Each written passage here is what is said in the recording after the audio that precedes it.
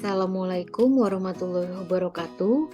Perkenalkan, nama saya Sasa Syarifatul Kulbi dari Dinas Kesehatan Kota Serang, peserta Latsar CPNS Angkatan 99 Kelompok 3 tahun 2023. Pada kesempatan kali ini, saya akan memaparkan hasil identifikasi isu-isu di Dinas Kesehatan Kota Serang dalam upaya mewujudkan smart governance dengan pendekatan manajemen ASN dan smart ASN.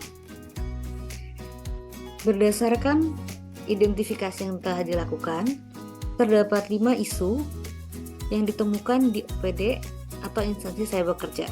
Yang pertama adalah pengelolaan arsip surat program. Yang kedua, kelengkapan pegawai melakukan absensi kantor. Yang ketiga, pencatatan dan pelaporan layanan PDP di SIHA kurang tepat dan akurat. Yang keempat, alur yang jelas terkait penanganan pasien GHPR. Dan yang kelima, rendahnya pelaporan sistem surveillance vektor dan binatang pembawa penyakit atau silantor. Isu yang pertama adalah pengelolaan arsip surat program. Kondisi yang terjadi adalah satu ASN dapat bertanggung jawab atas beberapa program. Kurang lebih ada 3 program penyakit yang harus saya kelola. Di antaranya program HIV/IMS, program P2BB, serta program filariasis dan kecacingan. Semua surat yang masuk ke Dinas Kesehatan harus melalui kepegawaian dengan surat fisik sebelum dilakukan disposisi ke bidang masing-masing. 80% surat yang masuk sudah terdapat dalam 2 bentuk, yaitu hard file dan soft file. Sedangkan 20% lainnya hanya berupa file atau hard file atau bahan cetak. Selain itu, semua surat keluar masih diproses dalam bentuk hard file, meskipun 50% surat cukup dikirim via digital. Semua surat dari 3 program disimpan dalam beberapa map karena kuantitasnya ada banyak. Terkadang, beberapa surat tidak tersimpan dengan baik atau tersimpan dalam beberapa penyimpanan, dan juga penyimpanan dokumen hanya diketahui oleh satu orang, sehingga tidak terkumpul dalam satu tempat. Dampak yang dapat terjadi jika hal ini tidak segera diselesaikan adalah ketidaklengkapan arsip atas dokumen yang masuk ataupun keluar. Hal ini akan menyulitkan penelusuran dokumen di kemudian hari. Selain itu juga, penelusuran dokumen ini dapat ditujukan untuk menjadi referensi ketika memerlukan atau membuat dokumen serupa, serta kebutuhan untuk pemeriksaan dari pihak berwenang. Selanjutnya, isu yang kedua adalah kelengkapan pegawai ASN melakukan absensi kantor. Pada tahun 2023, pemerintah Kota Serang, termasuk Dinas Kesehatan, menerapkan metode absensi baru untuk setiap OPD berbasis satu aplikasi, yaitu Simpek Kota Serang. Hal ini masih menjadi tantangan bagi seluruh ASN di Dinas Kesehatan karena harus membiasakan budaya baru yang dimana sebelumnya masih menggunakan metode pemindai sidik jari. Berdasarkan observasi selama 2 bulan, kurang lebih terdapat 50% pegawai ASN yang melakukan absensi harian berbasis aplikasi Simpek. Meskipun kehadiran ASN ke kantor bisa lebih dari 80%.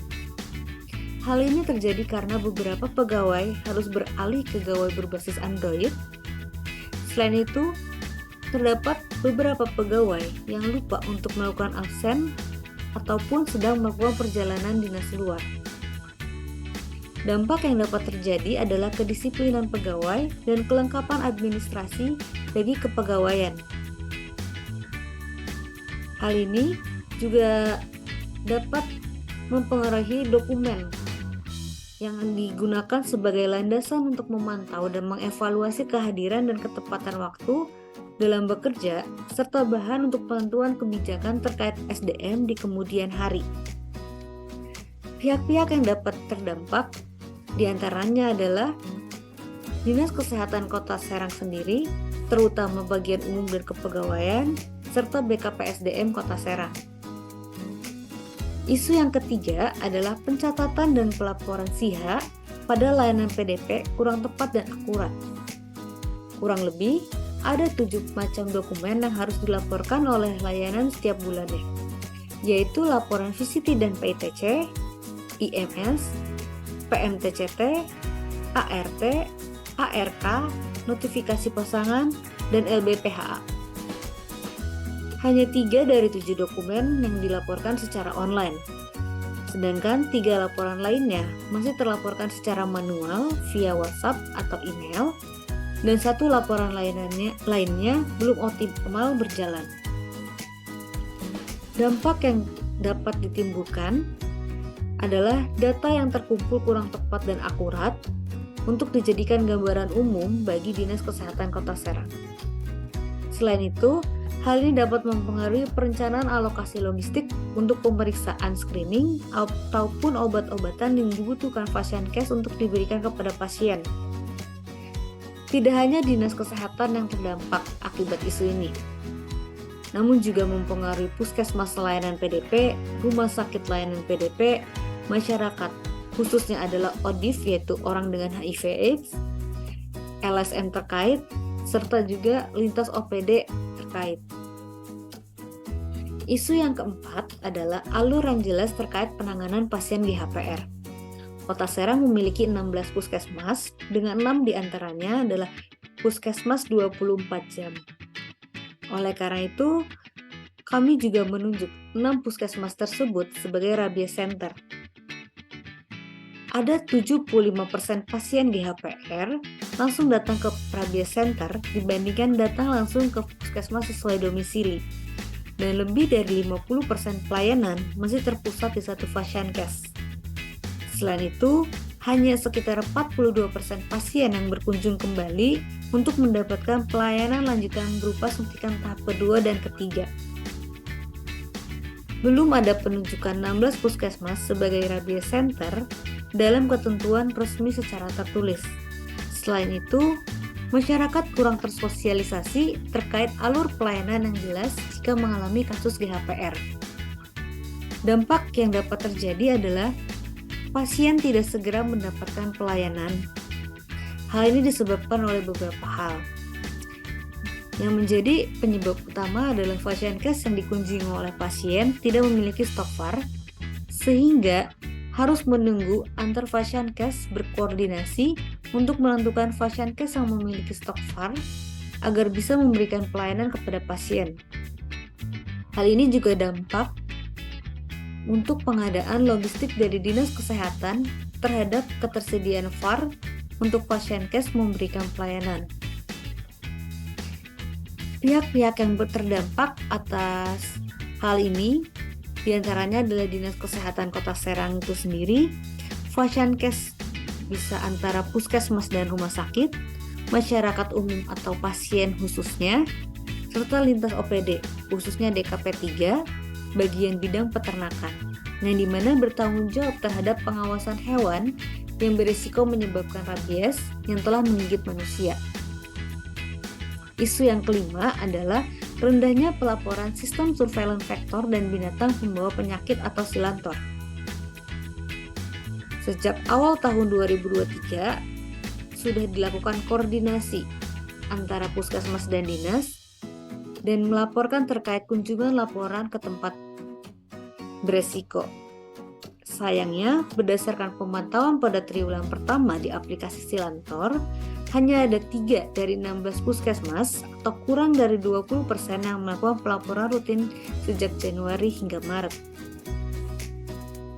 Dampak yang terjadi atas hal ini adalah pekerjaan atau kegiatan petugas puskesmas tidak terpantau dan tidak diakui oleh Dinas Kesehatan maupun Kementerian Kesehatan karena kegiatan tersebut tidak terlaporkan. Selain itu, menyebabkan lemahnya penilaian daerah beresiko penyakit P2BB seperti demam berdarah, malaria, dan leptospirosis.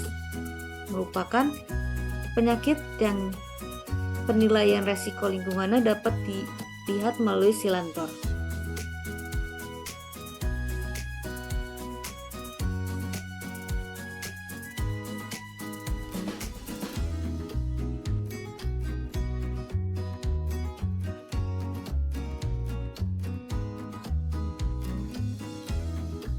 kecamatan, kelurahan, RW maupun RT. Dan yang terakhir adalah instansi swasta yang terkait. Setelah mengidentifikasi 5 isu yang ada di instansi, berikut ini saya tampilkan langkah atau cara dalam menentukan satu isu utama yang perlu diangkat dengan menggunakan metode atau matriks analisis APKL. Dari 5 isu yang sudah diidentifikasi memiliki nilai yang berbeda dan disusun atau dikelompokkan ke dalam 5 peringkat. Peringkat yang kelima adalah pengelola arsip surat program dengan nilai 6. Peringkat keempat adalah kelengkapan pegawai melakukan absensi masuk dan keluar kantor dengan nilai 7. Peringkat ketiga adalah rendahnya pelaporan sistem surveillance vektor dan binatang pembawa penyakit atau SILANTOR dengan nilai 13. Peringkat kedua, belum ada laporan yang jelas terkait penanganan pasien DHPR dengan nilai 15. Dan peringkat pertama adalah pencatatan dan pelaporan SIHA pada layanan PDP kurang tepat dan akurat mendapatkan nilai tertinggi yaitu 19. Berdasarkan analisis APKL, pencatatan dan pelaporan SIHA pada layanan PDP kurang tepat dan akurat memiliki penilaian paling tinggi dibandingkan 4 isu lainnya. Oleh karena itu, isu ini diangkat untuk didalami lebih lanjut menggunakan analisis pendekatan dengan fishbone diagram. Hal ini dijadikan sebagai upaya untuk memahami persoalan hubungan sebab akibat yang berpotensi dari satu efek atau masalah dengan memetakan isu berdasarkan cabang-cabang terkait. Setelah menggunakan teknik analisis APKL, fishbone diagram diharapkan dapat membantu dalam pencarian penyebab-penyebab dari isu utama yang telah terpilih. Berikut ini saya tampilkan gambaran fishbone untuk analisis penyebab masalah yang sudah diputuskan sebelumnya. Saya menggunakan pendekatan 5S. Yang pertama adalah skill atau keterampilan. Ada 2 penyebab yang diidentifikasi. Yang pertama adalah petugas baru PDP yang belum mendapatkan pelatihan, dan yang kedua adalah petugas PDP tidak mendapatkan pembaruan informasi atau refreshment. Pokok yang kedua adalah sistem. Sistem memiliki 3 penyebab yang teridentifikasi. Yang pertama adalah status petugas atau satu petugas memiliki banyak tanggung jawab. Kedua, monitoring dan evaluasi berkala. Dan yang ketiga adalah kurang koordinasi antar anggota tim PDP. Pokok yang ketiga adalah pemasok. Dengan identifikasi penyebabnya adalah jumlah SDM yang kurang memadai. Pokok yang keempat adalah lingkungan. Dengan 2 penyebab yang diidentifikasi. Yang pertama adalah Vaskes melayani banyak pasien, dan yang kedua layanan PDP terletak di pusat kota. Dan penyebab atau pokok yang kelima adalah keselamatan dengan 1 penyebab yang teridentifikasi yaitu pencatatan dan pelaporan SIHA secara digital. Hal ini mempengaruhi terhadap ergonomi dalam bekerja atau kondisi kesehatan dari tenaga kesehatan itu sendiri karena membutuhkan waktu yang lebih banyak untuk berinteraksi dengan media digital baik perangkat keras atau perangkat lunaknya. Setelah melakukan analisis dengan fishbone, penentuan penyebab masalah utama menggunakan pendekatan USG, urgency, seriousness, dan growth. Berikut ini saya tampilkan analisis penyebab masalah yang utama dengan menggunakan teknik USG. Terdapat 9 penyebab utama yang teridentifikasi dengan pengelompokan nilai yang berbeda dan telah diberikan peringkat dari 1 sampai 9. Peringkat ke-9 adalah layanan PDP terletak di pusat kota dengan nilai 4. Peringkat ke-8 adalah Vaskes melayani banyak pasien dengan nilai 5. 7. Peringkat 7 adalah jumlah SDM Vaskes kurang memadai dengan nilai 10. Peringkat ke-6, pencatatan dan pelaporan SIHA secara digital berada pada nilai 11. Peringkat ke-5 adalah satu petugas memiliki banyak tanggung jawab dengan nilai 17. Peringkat ke-4, monitoring dan evaluasi berkala. Peringkat ke-3, kurang koordinasi antar anggota tim PDP dengan nilai 19. Peringkat kedua adalah petugas baru PDP yang belum mendapatkan pelatihan dengan nilai 25. Dan peringkat pertama adalah petugas PDP tidak mendapatkan pembaharuan informasi atau refreshment dengan nilai 26. Penentuan peringkat ini semakin kecil nilainya, berarti semakin besar harapan masalah ini dapat segera diselesaikan atau dicari solusinya. Berdasarkan analisis menggunakan teknik analisis USG, disimpulkan bahwa petugas PDP tidak mendapatkan pembaruan informasi atau refreshment. Langkah selanjutnya adalah merencanakan bagaimana upaya untuk menyelesaikan masalah yang terjadi atau yang sudah diidentifikasi dan perlu segera diselesaikan. Terdapat beberapa langkah dalam proses penyelesaian masalah. Yang pertama adalah melakukan konsultasi dengan mentor, serta penyusunan perencanaan akan dilakukan proses pemecahan masalah seperti apa. Selanjutnya adalah melakukan bimbingan teknis atau OJT kepada layanan PDP. Tidak luput juga membuat atau membagikan alur pelayanan PDP untuk vaskes dan masyarakat, baik dalam bentuk leaflet atau media promosi dalam aplikasi atau media sosial Dinas Kesehatan. Tahap terakhir adalah melakukan monitoring dan evaluasi khususnya pada pelaporan selanjutnya. Hal ini dengan harapan setelah dilakukannya bimbingan teknis atau OJT, ada perubahan yang terjadi yang diharapkan menjadi budaya baru bagi layanan PDP dalam pemanfaatan media digital dengan baik. Selain itu, diharapkan tenaga kesehatan di layanan PDP sudah memiliki skill atau kecakapan yang memadai untuk pelaporan PDP agar Dinas Kesehatan mendapatkan gambaran terkait kasus HIV/AIDS ataupun screening HIV/AIDS dengan lebih akurat dan tepat. Terima kasih pemaparan dari saya. Kurang lebihnya mohon maaf. Wassalamualaikum warahmatullahi wabarakatuh.